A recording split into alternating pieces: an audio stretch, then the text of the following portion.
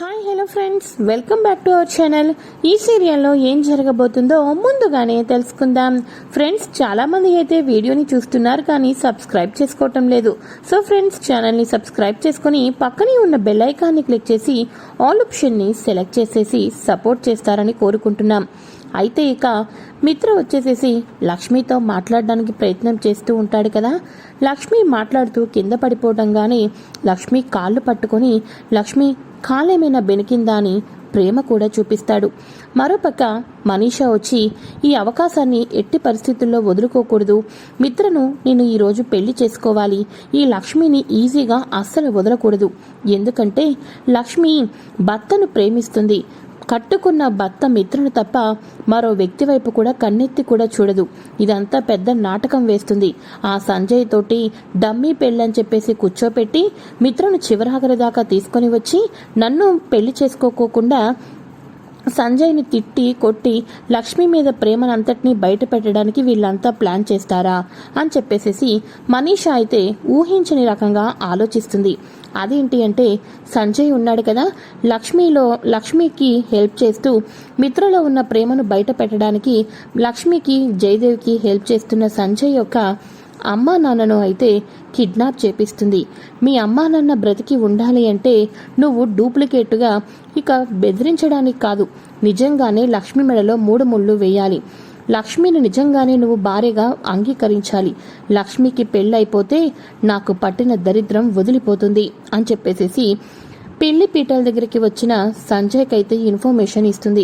అప్పటిదాకా మిత్రగారిలో ఈరోజు మార్పు రావాలి, లక్ష్మి గారి జీవితం ఒక తాటిన పడాలి, బాగుపడాలి అనుకుంటున్న సంజయ్కు మనీషా ఇచ్చిన వార్నింగ్ తోటి షాక్ అయిపోతాడు. అంతేకాదు వాళ్ళ తల్లిదండ్రులను కిడ్నాప్ చేసిన వీడియోని కూడా సంజయ్కి చూపించడంతో సంజయ్ మనసు చాలా బాధపడుతుంది.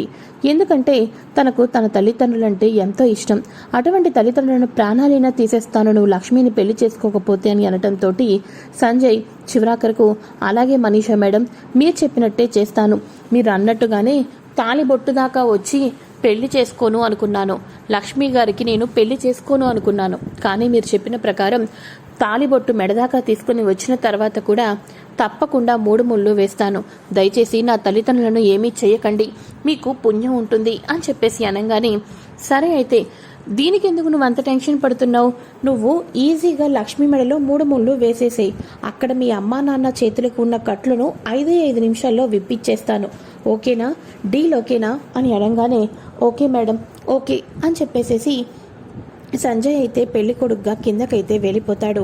మరోపక్క మిత్ర ఆలోచిస్తూ ఉంటాడు కదా. ఇదిలా ఉండగా జాను కూడా ఆలోచిస్తూ ఉంటే అక్కడికి సంజన వస్తుంది. జాను, నాకు చాలా భయంగా ఉంది, నా మూలానే ఇదంతా జరిగింది, కానీ వదిన ఏమో అన్నయ్యకి నిజం చెప్పేస్తానంటే అస్సలు ఊరుకోవటం లేదు అని అనగానే ఏం మాట్లాడుతున్నావు సంజన, నువ్వు నిజం చెప్పేయడమేటి, నీ గురించే కదా వదిన ఇంతవరకు చేసింది అని అనగానే నా కోసమే, పాపం అన్నయ్య ఏమనుకుంటున్నాడు, వదిన నిజంగానే ప్రెగ్నెంట్ అయిందని, వదిన ప్రెగ్నెన్సీని తీయించేసుకుంది అని అనుకుంటున్నారు, కానీ అదంతా అబద్ధమని అన్నయ్యకి చెప్పాలి అనుకుంటే వదినేమో ఒట్టేయించేసుకుంది, కానీ అసలు వదిన తల్లి అయితేనే కదా ప్రెగ్నెంట్ అనేది తీయించుకోవటానికి ఆ నిజం చెప్పాలి అనుకుంటున్నాను, కానీ నన్ను ఆపేస్తుంది అని చెప్పేసి అనగానే ఏం చేస్తాం సంజన, అక్క అందరి సంతోషం చూస్తుంది, అందరి ఆనందం అందరూ బాగుండాలని కోరుకుంటుంది, కానీ ఆ దేవుడు మా అక్కకి ఎందుకు ఇన్ని కష్టాలు పెడుతున్నాడో నాకైతే అర్థం కావటం లేదు, సర్లే అయినా మనం లాస్ట్ వరకు చూద్దాం అనుకుంటున్నాం కదా, పద వెళ్దాం అని చెప్పేసి వాళ్ళిద్దరూ అక్కడి నుంచి అయితే వెళ్ళిపోతారు. అయితే ఇక ఇది ఇలా ఉండగా మిత్ర కిందకి వెళ్తూ ఈ సంజన మాటలను వినేసేసి ఏంటి లక్ష్మి అసలు ప్రెగ్నెంట్ కానే కాదా, అసలు ప్రెగ్నెంట్ ఉంటేనే కదా అబార్షన్ అయ్యే ఛాన్సెస్ ఉండటానికి అన్న మాటని గుర్తు తెచ్చుకుంటూ లక్ష్మి ప్రెగ్నెంట్ కాకపోవడం ఏంటి, నాకు అంతా చాలా కన్ఫ్యూజ్గా ఉంది అని మిత్ర అనుకుంటూ ఉండగా కమాన్ మిత్ర, కిందకి వెళ్తే ఫోటోగ్రాఫర్ స్టిల్స్ ఇమ్మని అంటారు, నువ్వేంటి ముఖంలో టెన్షన్ పెట్టుకొని కంగారు ఆలోచనలు కనిపిస్తున్నాయి, చూస్తున్న ఫ్రెండ్స్ అందరూ ఏమనుకోవాలి, మన ఇద్దరం ఎప్పటి నుంచో లవ్ చేసుకున్నాం, ఈ రోజు ఎప్పుడొస్తుందా అని ఎదురు చూస్తున్నాం, ఆ ఆనందం మన ఫేస్లో కనిపించాలి, కానీ ఇదంతా చూస్తుంటే నీ ఫేస్లో అస్సలు కనిపించడం లేదు, కమాన్ మిత్ర అన్నీ మర్చిపోయి ఆనందంగా ఉండు, పంతులు గారు పిలుస్తున్నారు అని చెప్పేసేసి పీటల మీద అయితే కూర్చుంటారు. ఇలా పీటల మీద కూర్చోగానే లక్ష్మి వైపు చూస్తూ ఉంటారు.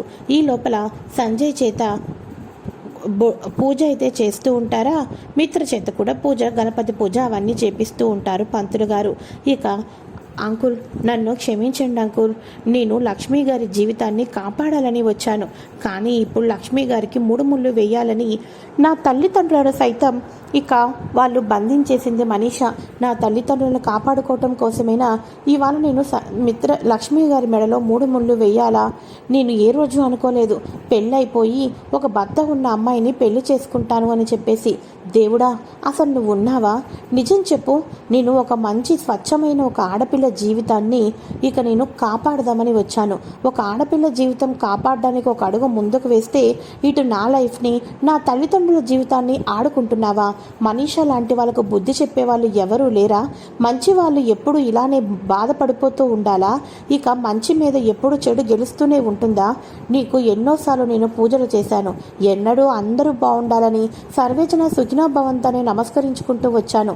ఒక ఆడపిల్ల జీవితం కాపాడాలని వస్తే ఇప్పుడు నాకే పీకకి మొత్తం చుట్టుకుంది. స్వామి, నువ్వే కాపాడాలి.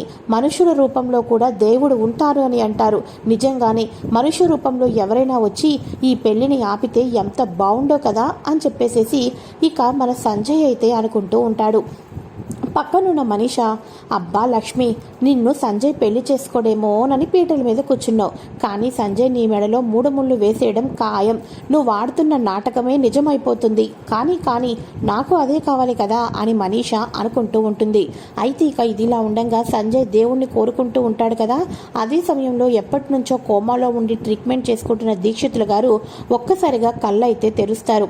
కళ్ళు తెరవంగానే, దీక్షితులు గారు మీరు స్పృహలోకి వచ్చారా అని చెప్పేసేసి పక్కన ఉన్న వ్యక్తి అడగంగానే, అవును, నేను ఇప్పుడు అర్జెంటుగా లక్ష్మిని కలవాలి. లక్ష్మి జీవితంలో పెద్ద పెనుమార్పు రాబోతుంది. లక్ష్మిని కాపాడాలి అని అనగానే, పదండి స్వామి, నేను కూడా వస్తాను అని చెప్పేసేసి దీక్షితులను అక్కడి నుంచి కళ్యాణ మండపానికైతే తీసుకొని వెళ్తారు. ఇక పంతులు గారు పెళ్లి ముహూర్తం సమయానికి జీలకర్ర బెల్లం పెట్టించే సమయానికి ఎదురుగా దీక్షితులు గారైతే రావటం జరుగుతుంది. మనీషా దేవయాని ఫ్యూజులు అయితే ఎగిరిపోతాయి. ఇక అరవింద వచ్చేసేసి, దీక్షితులు గారు ఇంతకాలం ఏమైపోయారు?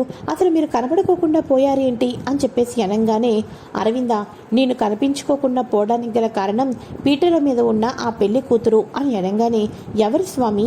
లక్ష్మీనా, మనీషానా అని అనగానే, మనీషా అని చెప్పేసి చెప్పటంతో అరవింద షాక్ అయిపోతుంది. మీరు కనిపించకుండా పోవడానికి మనీషా కారణం ఏమిటి గురువు గారు? నాకేం అర్థం కావటం లేదు అని చెప్పేసి అనగానే, నాకు ఇక్కడ అర్థం కావటం లేదు అరవింద, ఇక్కడ ఏం జరుగుతుంది? నువ్వు లక్ష్మి లాంటి జాతకం ఉన్న అమ్మాయిని పెళ్లి చేయటం కోసం ఎన్నో వెతికి మిత్రకు రక్షణ కవచం కోసం పెళ్లి చేసావు. తీరా ఇప్పుడు నీ ఇంటి యొక్క లక్ష్మీదేవిని, ఇక మిత్ర యొక్క రక్షణ కవచాన్ని నువ్వే తరిమి కొట్టేస్తున్నావు. నీ కొడుకును నువ్వే పతనం చేసేస్తున్నావు. నీ కొడుకుకు నువ్వే దగ్గరుండి చావుకు రుచి చూపిస్తున్నావు అని అనగానే, దీక్షితులు గారు, నా కొడుకుకు నేను కష్టాలు పాల్చేయడం ఏంటి? ఏం మాట్లాడుతున్నారు? నా కొడుకు సంతోషం కోసమే కదా నేను ఏం చేసినా అని అనగానే, నీ కొడుకు నిండు 100 ఏళ్ళు సంతోషంగా, ఆనందంగా, ఆయుష్మంతుడుగా ఉండాలి అంటే భార్యగా కేవలం ఒక లక్ష్మి మాత్రమే ఉండాలి. కానీ నా మాటను జవదార్చి ఇప్పుడు నువ్వు మనీషాని భార్యగా చెయ్యాలి అనుకుంటున్నావు అని అనగానే, అది కాదు స్వామి, లక్ష్మి ఉంటే గండాలు వస్తాయని చెప్పారు అని అనగానే నిన్ను నమ్మించారు. మనీషా చేసిన కుట్ర ఇదంతా కూడా. నన్ను కిడ్నాప్ చేసింది కూడా మనీషాని. మిత్రును దక్కించుకోవటం కోసం ఎన్ని అబద్ధాలైనా ఆడుతుంది, ఏదైనా చేస్తుంది ఈ మనీషా అని చెప్పేసి కులగురువు గారు అన్ని నిజాలు చెప్పడంతో అరవిందమని ఒక్కసారిగా స్టన్ అయిపోతుంది. జయదేవ్, ఇప్పటికైనా అర్థమైందా అరవింద? మంచోళ్ళెవరు, చెడ్డోళ్ళెవరు, ఇంటి కోడలు ఎవరు, ఇక మనల్ని మోసం చేసేది ఎవరు అని ఇప్పటికైనా అర్థమైందా నీకు అని చెప్పేసి అనగానే, ఆంటీ 1 మినిట్, మీరు నాకు మిత్రని ఇచ్చి పెళ్లి చేస్తారని ఎప్పుడో మాట ఇచ్చారు. మిత్రను దక్కించుకోవటం కోసం నేను ఏదైనా చేస్తాను. అందులో మీకు నా మీద కోపం వస్తుందేమో, కానీ నాకు మాత్రం మిత్ర మీద ప్రేమ మూలన ఇదంతా చేశాను అని అనగానే, స్టాప్ స్టాప్ ఇట్ మనీషా, ఇక నుంచి నీ నీడ కూడా నా కొడుకు మిత్ర మీద పడ్డానికి వీల్లేదు. లక్ష్మి, తెలుసో తెలియక నేను చాలా మాటలు అన్నాను. దగ్గరుండి నా కొడుకుకి ఆయుష్మంతుడుగా ఉండాల్సిన కోరుకున్న నేను నా కొడుకుకి నీ మెడలో ఉన్న తాలిబొట్టును తీపించేసేసి వాడిని ఇంకా ఇంకా ఇంకా గండాలు బారిన అయ్యేటట్టు చేశాను. నన్ను క్షమించమ్మా. వచ్చి నువ్వే పీటల మీద కూర్చోవాలి. ఆ రోజు నిన్ను మిత్ర ప్రేమించి పెళ్లి చేసుకున్నాడో లేదో నాకు తెలియదు, కానీ ఈరోజు ఇప్పుడు ఒకరంటే ఒకరికి ఏంటో తెలిసింది. కాబట్టి ఈ క్షణం మీరు ఇద్దరు కూడా పరిపూర్ణమైన భార్యాభర్తలుగా ఉండాలి. మనసుతోటి పరిపూర్ణమైన ప్రేమతో పెళ్లి చేసుకోబోతున్నారు. మిత్ర, ఇప్పటికైనా లక్ష్మిని వదులుకోకూడదు. లక్ష్మి మెడలో 3 ముళ్ళు వేయి అని చెప్పేసి అరవింద్ అయితే చెప్తుంది. అందరి సమక్షంలోనూ విడాకులు అయిపోయిన తర్వాత కూడా మళ్ళీ రెండో పెళ్లి లక్ష్మినే చేసుకుంటాడు. లక్ష్మి కూడా మిత్రనే పెళ్లి చేసుకుంటుంది. ఇది ఫ్రెండ్స్ లేటెస్ట్ ఎపిసోడ్. మళ్ళీ లక్ష్మి మిత్రలే పెళ్లి చేసుకోవడంతో ఈసారి మనీషా ఏం ప్లాన్ చేయబోతుంది? మనీషా నిజస్వరూపం తెలుసుకుంది అరవింద్ కదా. మరి తర్వాత ఎపిసోడ్లో ఏం ట్విస్టులు వస్తున్నాయో ముందుగా తెలుసుకోవాలి అనుకుంటే ఫ్రెండ్స్ తప్పకుండా ఛానల్ని సబ్స్క్రైబ్ చేసుకొని పక్కనే ఉన్న బెల్ ఐకాన్ని క్లిక్ చేసి ఆల్ ఆప్షన్ని సెలెక్ట్ చేసేయండి. థ్యాంక్స్.